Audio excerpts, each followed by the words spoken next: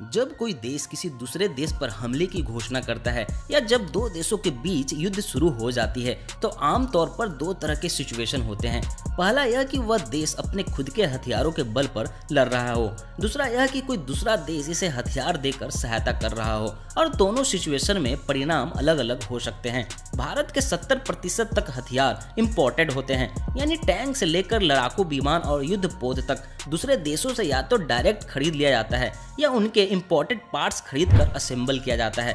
और इसी वजह से दुनिया में सबसे ज्यादा हथियार खरीद पर खर्च करने के मामले में भारत सऊदी अरेबिया के बाद सूची में दूसरे नंबर पर आता है। वहीं अगर हम हथियार बेचने वाले देशों की सूची देखें तो अमेरिका, रसिया, ब्रिटेन, फ्रांस, जर्मनी और चाइना का एक अधिकार है। इम्पोर्टेड हथियारों में कई तरह की समस्याएं होती है और यह समस्या इतनी गंभीर होती है कि आयात करने वाले देश या तो युद्ध हार जाते हैं या आर्थिक रूप से पंगु बन जाते हैं। हेलो दोस्तों, मैं हूं कौशल और आप देख रहे हैं फैक्ट्स डिगर। आइए तो जानते हैं अंतर्राष्ट्रीय लेवल पर कैसे हथियारों का कारोबार होता है। आखिर क्यों हर देश अपने हथियारों में एक किल स्विच चिप लगाकर ही दूसरे देशों को बेचते हैं। कई वेबसाइट्स को खंगालने के बाद यह वीडियो बन पाई है, इसलिए अगर वीडियो पसंद आए तो लाइक करने में कंजूसी बिल्कुल भी मत करना। ना पसंद आए तो आप डिसलाइक भी कर सकते हो। और तो और अगर आप वीडियो को अंत तक देखते हो और अंत में पूछे जाने वाले सवाल का बेस्ट आंसर दे पाते हो तो मेरी तरफ से आप जीत सकते हो एक छोटा सा उपहार। जैसा कि मैंने ऊपर बताया, आयातित हथियारों के साथ कुछ समस्याएं होती है जिसे हम बारी बारी से समझने की कोशिश करेंगे। आधुनिक हथियार दुनिया में सिर्फ 6-7 देश ही बनाते हैं। जब युद्ध छिड़ जाता है तो ये देश हथियारों की सप्लाई रोक देते हैं और हथियार देने के लिए तरह तरह की शर्तें थोपते हैं, और उस पर भी जब हथियार देते हैं तो दाम 10 गुना तक बढ़ा देते हैं। जब युद्ध शुरू हो जाता है तो लगातार हथियारों की जरूरत होती है।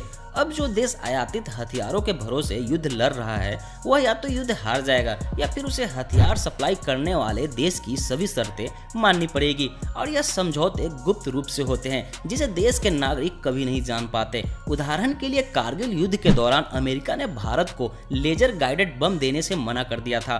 हमें चोटियों पर कब्जा करने के लिए लेजर गाइडेड बमों की जरूरत थी और इन बमों के बिना हम पाकिस्तानियों को खदेड़ नहीं पाते। लेजर गाइडेड बम सिर्फ अमेरिका, इजराइल, रूस और चीन ही बनाते थे। फिर रूस से शर्तें तय होने के बाद हमें 15 लेजर गाइडेड बम दिए गए जिनकी सहायता से हमने कारगिल की चोटियां फिर से प्राप्त की थी। इसके अलावा लगभग सभी देश जो अपने हथियार दूसरे देशों को बेचते हैं, जैसे लड़ाकू विमान, रडार, पनडुब्बियां, युद्धपोत और मिसाइलें, इसके मैन्युफैक्चरिंग के दौरान ही इसके इंटरनल पार्ट में एक सेमीकंडक्टर चिप लगा देते हैं जिसे ट्रोजन या किल स्विच भी कहा जाता है। इस किल स्विच के कोड उनके पास होने के कारण वे हथियार को कभी भी निष्क्रिय कर सकते हैं, लेकिन आमतौर पर वो ऐसा तब तक नहीं करते जब तक उनको ही इनसे खतरा न हो, या फिर कभी कभी दो देशों के बीच वार कॉन्फ्लिक्ट को रोकने के लिए भी किल स्विच का इस्तेमाल किया जाता है। उदाहरण के लिए सीरिया के पास रूस से खरीदा हुआ एक बेहद एडवांस रडार था, लेकिन 2010 में जब 7 इजरायली विमान सीरिया के परमाणु रिएक्टर पर हमला करने के लिए घुसे तो इस रडार ने काम करना बंद कर दिया, और जब इजरायली विमान रिएक्टर को तबाह करके चले गए तो यह फिर से काम करने लगा। बाद में कई एजेंसियों ने रडार के माइक्रो प्रोसेसर में ट्रोजन होने की संभावना बताई। यह माना जाता है कि इजराइल ने बड़ी मात्रा में पैसा देकर रडार बनाने वाली कंपनी से इसका किल कोड खरीद लिया था, और जब उनके प्लेन सीरिया में घुसे तो उन्होंने कोड की सहायता से रडार को जाम कर दिया। यह पूरा ऑपरेशन आउटसाइड द बॉक्स के नाम से जाना जाता है, जिसे आप विकिपीडिया पर डिटेल्स में पढ़ सकते हो। अभी तक कोई ऐसा तरीका नहीं खोजा जा सका है जिससे कि किल स्विच का पता लगाकर उसे डीएक्टिवेट किया जा सके। हथियारों में ट्रोजन या किल स्विच हर हथियार बेचने वाला देश लगाता है। यहाँ तक कि हमारा देश भारत भी यह काम करता है, लेकिन कोई देश इसको उजागर नहीं करता। आयातित हथियार की एक और समस्या होती है, जब ये खराब हो जाते हैं तो इन्हें रिपेयर के लिए उस कंपनी पर निर्भर रहना होता है जिन्होंने ये हथियार बनाए हैं। एक बार हथियार खरीदने के बाद जब तक उस हथियार का इस्तेमाल होगा तब तक हथियार को काम में लेते रहने के लिए इसके निर्माता पर निर्भर रहना होता है। ज्यादातर हथियारों के महत्वपूर्ण स्पेयर पार्ट्स थोड़े थोड़े समय में खराब हो जाते हैं और इन्हें बदलते रहना पड़ता है। आधुनिक हथियार बेहद ज्यादा मुनाफे पर बेचे जाते हैं। यदि कोई देश अपने खुद हथियार बनाएगा तो उसे सिर्फ कच्चा माल और श्रम ही लगाना होता है, लेकिन जब इसे आयात किया जाता है तो इसके लिए 5 गुना ज्यादा दाम देने होते हैं। अब हथियार किसी सब्जी मंडी में तो नहीं मिलते कि हम एक नहीं तो दूसरे से मोल भाव कर लें।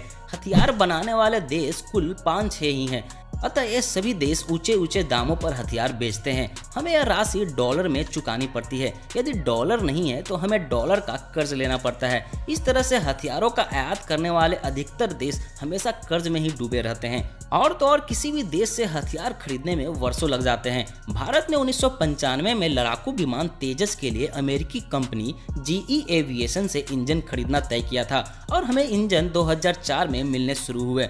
रफाल का उदाहरण देखिए, फ्रांस की कंपनी डसॉल्ट से 36 राइफल 6500 करोड़ रुपए में फाइनल कर दिया था। लगभग 3 साल बाद अक्टूबर 2019 में इसकी फर्स्ट डिलीवरी की गई, जिसमें केवल एक ही फाइटर जेट को डिलीवर किया गया था।